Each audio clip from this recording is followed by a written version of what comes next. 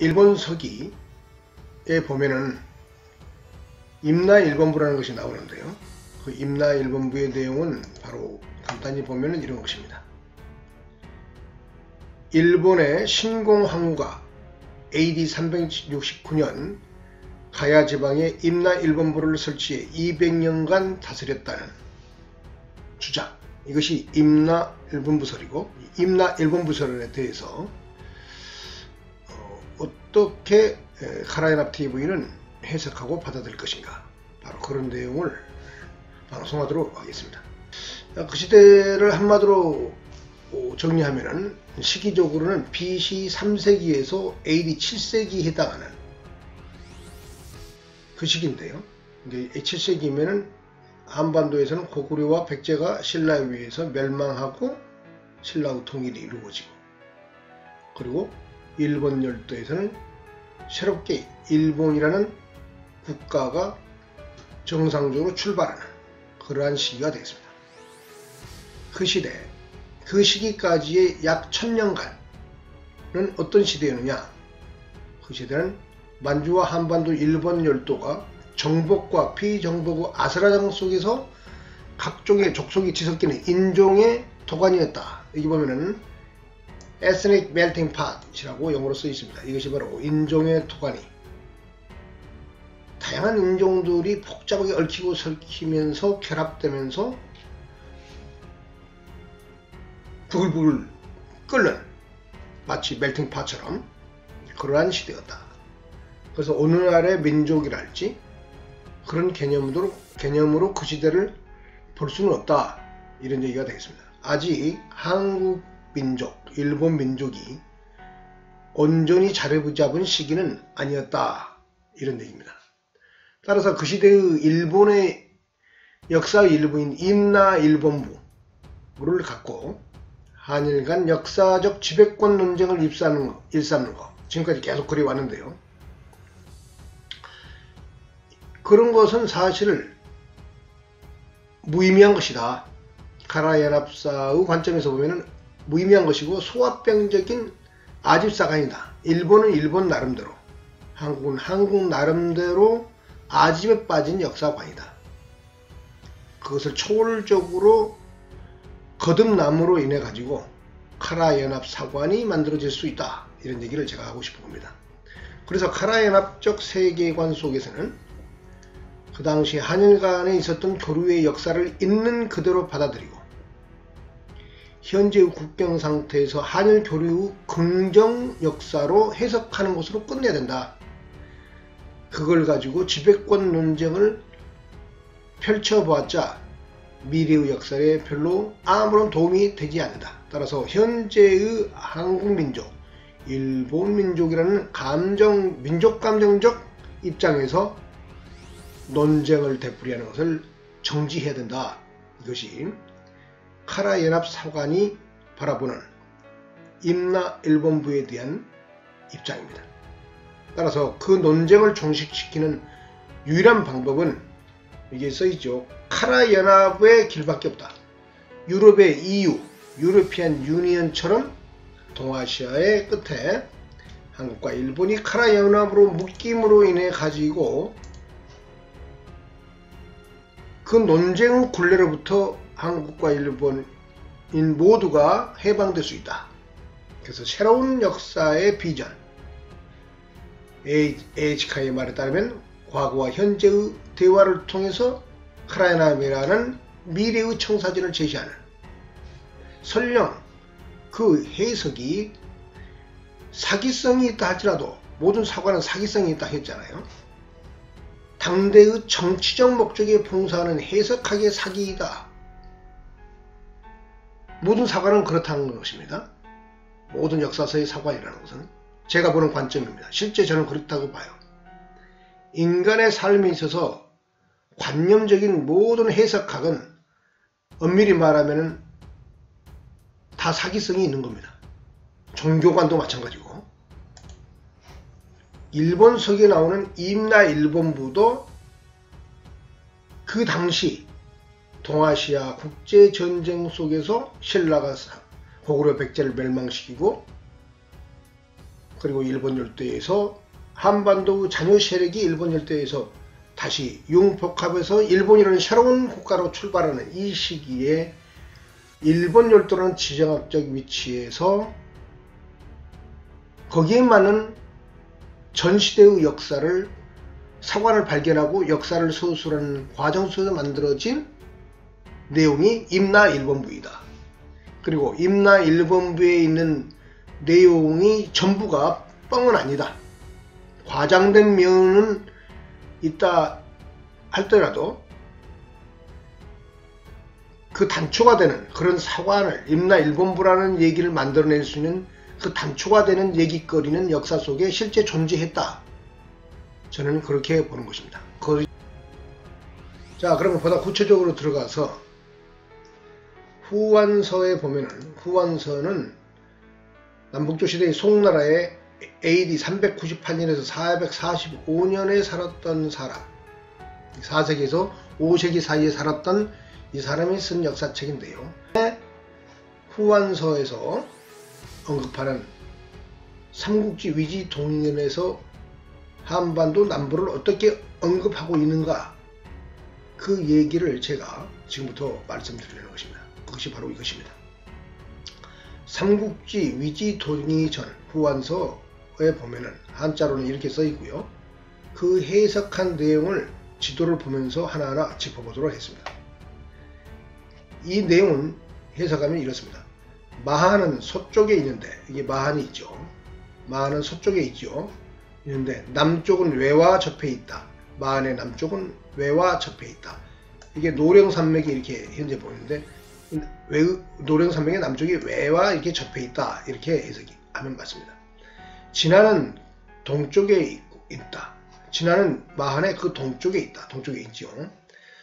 변안은 진안 남쪽에 있는데, 진안은 남쪽에 변안이 있다. 변안이 있죠. 마한 동쪽, 진안 남쪽, 변안이 이렇게 있습니다.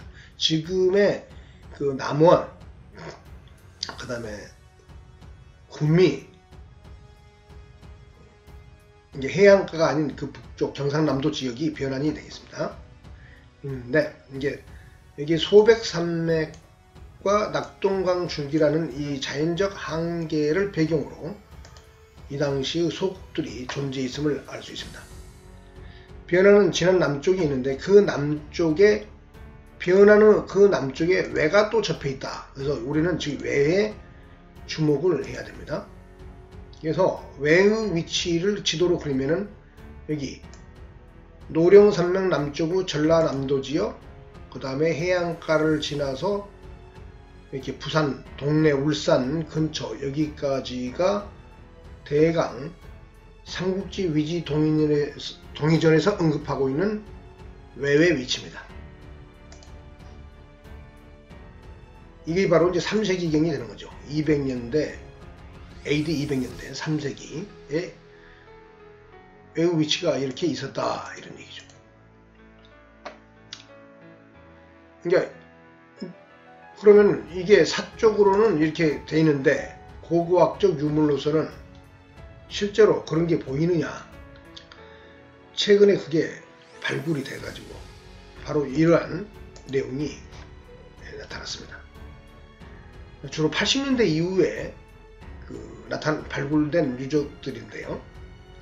이거는 월계동 장고형 모덤이라고 되어 있는데, 이 장고형은 전방 후원분을 한국식으로 말하는 겁니다. 전방 뒤에는 둥글고 후원 전방 앞은 네모지고 전방 후원분, 그래서 한국식으로 장고형이네. 이거는 광주에 있는 전방 후원분을 보여주고 있는 겁니다. 근데 이 묘제의 핵심은 바로 일본의 닌토쿠 천왕릉인데요. 일본 천왕릉의 모습입니다. 이것과 똑같습니다. 이거는 그러니까 이 발굴을 해보니까, 연대 측정을 해보니까 5에서 6세기의 고분입니다. 그러니까 이 천왕릉이 만들어지는, 이렇게 거대 고분이 만들 정도면은 그 당시에 일본의 그 지배 세력이, 왕이 엄청난 권력 파워를 쥐고 있었다는 것을 알 수 있죠. 바로 그 이후의 시대입니다.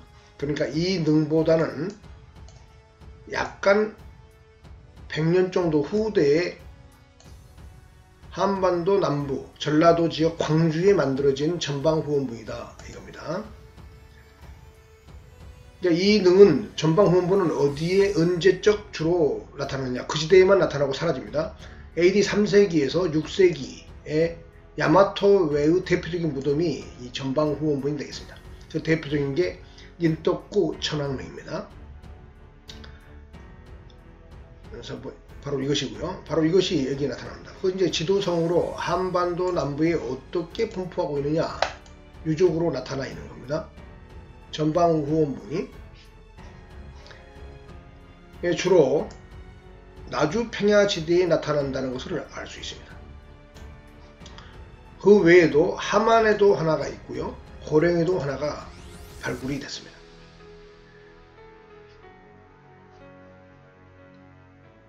그래서 이 전방후원분이 나타난 시기와 앞서 얘기했던 임나일본부 얘기 모든 것들을 종합해 볼 때 한반도 남부에 임나일본부라고 일본 서기에 칭할 만한 어떤 역사적 거리가 실제 존재했다는 것을 증명해주고 있는 것입니다. 이제 부인할 수 없는 사실이다 이거죠. 사적으로, 고고학적으로 그렇고 문헌사 쪽으로도 이렇게 후완서 동의전에 이런 내용이 있고, 그걸 분석해 보면 그림이 이러하기 때문에 한반도 남부의 일본과의 교우 관계에서 4, 5세기의 일본의 야마토 정권의 영향하에 한반도 남부의 해변가가 일부분 있었다, 이 얘기를 부인할 수 없다는 것입니다. 다만 일본 서기에 나오는 그 당시에 고구려와 백제와 신라를 무릎 꿇고 전부 지배했다, 영향력권 하나에 넣었다, 이렇게 좀 과장적으로 얘기를 하는 것은 좀 너무 나간 것이긴 하지만, 분명한 것은 한반도 남부의 일본 열도의 야마토 정권이 영향을 좀 미치고 있었으면 분명한 사실이다, 그렇게 한국인들이 있는 그대로 받아들일 필요가 있다 이겁니다. 여기 보면은 이게 후쿠오카가 있으니까 이게 큐슈 지역이죠. 큐슈, 혼슈, 큐슈고 혼슈. 여기 보면 사가 지역이 있는데, 사가현, 거기에 여기 요시노가리 유적이 있습니다. 근데 이 요시노가리 유적은 여기 일본 역사에서 원시시대, 선사시대의 야요이 시대를 대표하는 유적입니다. 시기를 기원전 BC 5세기에서 기원후 3세기로 잡고 있죠. 이 시기가 특징이 뭐냐면은 중국이 춘추 전국의 전쟁판을 경험할 때입니다. 그리고 기원후 3세기 정도면은 이제 전국이 통일돼가는 그런 시기. 그러니까 중국 대륙의 대혼란기로부터 그 동북아시아가 극도의 전쟁 상태의 그 파동이 굉장히 강렬했던 시대. 그럼으로써 그 주변으로 튕겨나왔던 세력들이 만주와 한반도, 일본 열도로 이동하면서 그 자기들의 문화와 문명을 가지고 갔다고 하시죠. 그래서 엄밀히 말하면은 일본의 아까 임나일본부의 얘기가 나오는 그 사람들조차도 그 문명의 출발은 사실은 대륙이었다. 한반도를 지나가는, 만주와 한반도를 지나오면서 한국인과 섞였던, 민족적으로 보면 굳이 따지자면 그 에스닉 멜팅 팟, 인종의 도로가니 시대에 벌어졌던 그런 얘기들의 연장선상에서 결국은 대륙으로부터 주로 건너갔던 사람들의 문명이 일본 열도에서 성장해서 거꾸로 다시 자기들의 문화적 향수와 그 다음에 대륙에 대한 호기심 때문에 한반도 남부에 다시 진출하는, 일본에서 권력을 확장한 이후에 그런 현상이 벌어졌다. 그걸 가지고 너무 호들갑을 떨면서 복잡하게 이전 투구식으로 일본과 한국이 다툴 필요가 없다 이겁니다. 한국도 일본하고 그런 것은 그 시대에는 당연한 것이었다 이거죠. 그러면 그러한 현상이 자꾸 벌어지게 됐던 그런 역사적 배경이 과연 무엇인가, 그것을 지정학적으로 좀 지도를 보면서 따져보도록 하겠습니다. 그래서 그것을 문제의식을 먼저 짚어보고요. 현재적 관점에서 일본 사람들이 임나일본부라는 것을 일본석에 기록할 정도로 한반도 남부에 뭔가의 진출이 있었다는 것을 지정학적으로, 그리고 그 지정학적 심리학적으로 증명할 만한 것에 대한 문제의식을 제가 좀 생각을 해보았습니다. 그것이 바로 이것입니다. 현재의 대마도의 위치. 현재의 대마도의 위치를 보면은 부산에서의 거리하고 일본 본토로부터 거리를 보면은 한반도와 거리가 더 가깝습니다. 그런데 이 스시마 대마도는 일본의 현재 영토지요. 그건 뭘 의미하느냐, 그 얘기를 하려는 것입니다. 대마도 위치, 일본에서 더 먼데 일본 땅이다 이거죠. 일본의 영토가 갖는 지정학적 그 심리의식, 그것을 보려는 것이다 이거죠. 두 번째, 일본인은 바로 그러한 의식, 그러니까 대륙으로부터 중국 본토로부터 고대가 문명이 발달해가지고 주변으로 퍼져나가는 과정 속에서 동아시아의 끄트머리에 있었던 이 일본 열도는 섬으로 둘러싸였기 때문에 자체적으로는 문명적, 문화적으로 한계가 있었다 이런 얘기죠. 그러면은 여기 바다 너머에 이렇게 중간에 조그만 섬들이 있으니까 조금씩 건너다 보면 이게 육안으로 보입니다. 그러니까 이 너머에 대한 정보들에 궁금했던 것이죠. 일본의 입장에서는.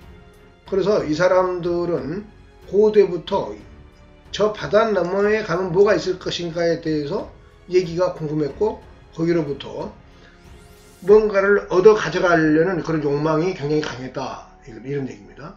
물론 한반도 남부에 있는 사람들도 일본 열도를 바라보면서 궁금해하고 그러고 했겠죠. 그것은 비슷했을 겁니다. 그렇지만은 문명의 그 당시의 문화의 수준이랄지 고도화의 정도가 중국의 중화지역, 만주지역이 그 선진지역이 있기 때문에 한반도 남부와 일본 열도에 사는 사람들은 주로 항상 그 문명에 대한 욕구, 그 다음에 그 교류와 무역에 대한 욕구, 이런 것들이 항상 대륙의 중심권을 향해서 있었다. 그리고 거기에 문자가 있었고, 그렇기 때문에 일본 사람들의 그 욕구는 한반도인보다 강렬했다. 이 지정학적 위치가 그러기 때문에 바로 그러한 욕망은 일본인들을 대륙에 향한 심리가 강하도록 촉진시켰다.